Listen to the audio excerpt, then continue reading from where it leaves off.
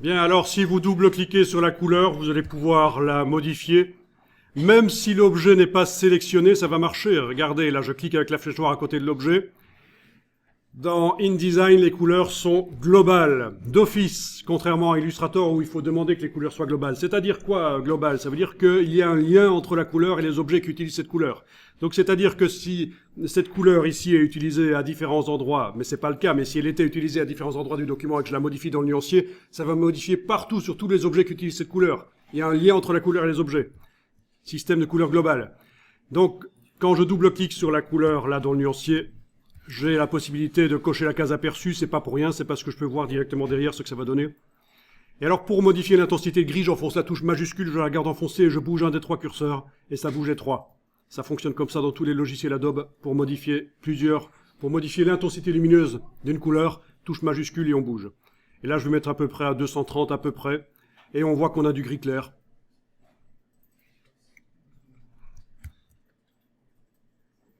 Ok.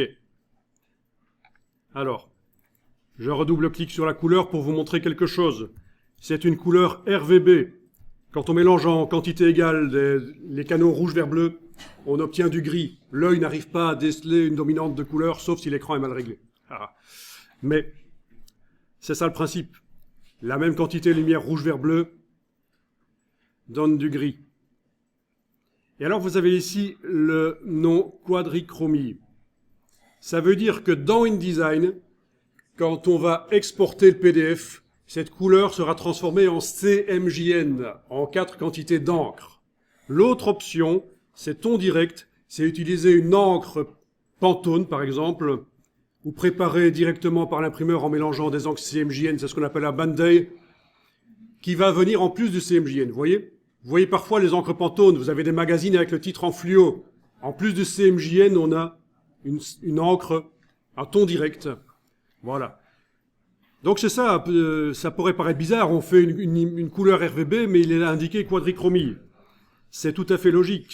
C'est si on exporte un PDF CMJN, ça indique que ce sera une couleur imprimée avec les 4 encres, cyan, magenta, jaune, noir, avec un système de tramage. Et c'est d'ailleurs pour ça que ici vous avez une espèce de trame qui est indiquée. Si c'était un ton direct, ce serait un carré avec un rond. Fin de la parenthèse ici. Alors, ce qu'on va faire ici, c'est qu'on va déplacer le rectangle en enfonçant la touche Alt et la touche majuscule en même temps. Voilà, comme ça se déplace parfaitement à l'horizontale. Je le déplace sur la page de droite, je lâche le bouton de la souris, puis les touches, et voilà, j'ai un deuxième rectangle de ce côté-là. Bon, techniquement, on aurait peut-être pu faire un grand rectangle qui va sur les 2 pages, mais je préfère pas, parce que ça risque de compliquer les choses après. Voilà.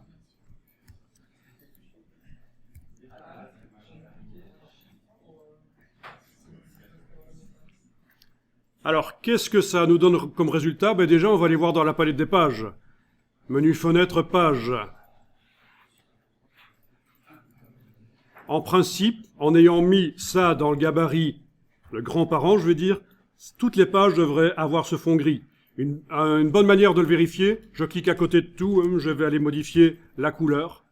Dans le nuancier, menu fenêtre, couleur, nuancier, je vais double-cliquer sur cette couleur pour fond de page, je vais aller la faire plus foncée, toujours avec la touche majuscule, c'est juste pour voir. Parce que déjà, 231, c'est déjà fort foncé pour ce qu'on veut faire, mais enfin voilà. 142 ici, voilà. Alors, les vignettes ne le montrent pas encore, elles sont pas encore à jour, mais quand je vais double-cliquer sur les pages, je vois que chaque page a un fond gris. Ah oui, ça peut être classieux, un fond gris comme ça. Ça se fait. C'est des choses qui se font. Surtout sur du papier satiné, ça peut donner un bon effet. Pour des catalogues d'exposition, un fond gris en fond de page comme ça. Ok, donc ça fonctionne. Ici, je suis pas obligé de retourner sur le gabarit pour modifier la couleur. Je vais redouble-cliquer sur la couleur et aller remettre une valeur plus acceptable. Voilà.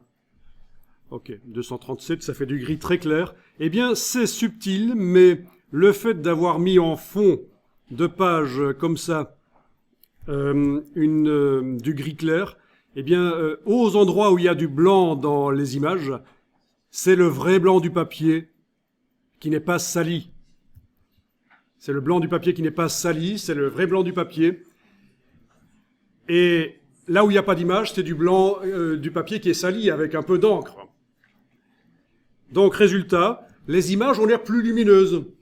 Très très bonne astuce quand vous faites un document et que vous voulez que les images aient de la pêche au niveau contraste, luminosité. Le fond, vous le faites un peu griser, comme ça. Que ce soit donc pour un site web, pour un document sur écran, un magazine interactif, pour un document imprimé, peu importe. Alors plus tard, on verra aussi qu'il est possible de mettre une simulation d'un papier recyclé à la place du fond. Ça peut être très sympa aussi. Ça vous donne l'impression qu'il y a une matière sur le papier, des fibres. Et alors vous allez dire, mais quel intérêt? Pourquoi ne pas imprimer directement sur du papier recyclé? Vous savez pourquoi? Premièrement, le papier recyclé, il coûte plus cher que le papier non recyclé. Eh oui. Et deuxièmement, il encrasse les presses. Ceci dit, si vous imprimez sur du papier recyclé, c'est écolo, c'est vendeur, d'une pierre deux coups, win-win. Et vous pouvez indiquer à ce moment-là le petit logo imprimé sur papier recyclé. Que vous ne pourrez pas faire évidemment si c'est une simulation de papier recyclé avec de l'encre. Une tricherie, vous imprimez sur du papier neuf et vous donnez l'impression... C'est permis de le faire, mais il ne faut pas mettre le logo imprimé sur papier recyclé. Là, Alors voilà, on va enregistrer le document, fichier enregistré sous. Fichier enregistré sous et je vous propose de modifier le nom pour faire la différence avec celui que vous avez reçu. Donc ici, je vais mettre 149. Enregistré.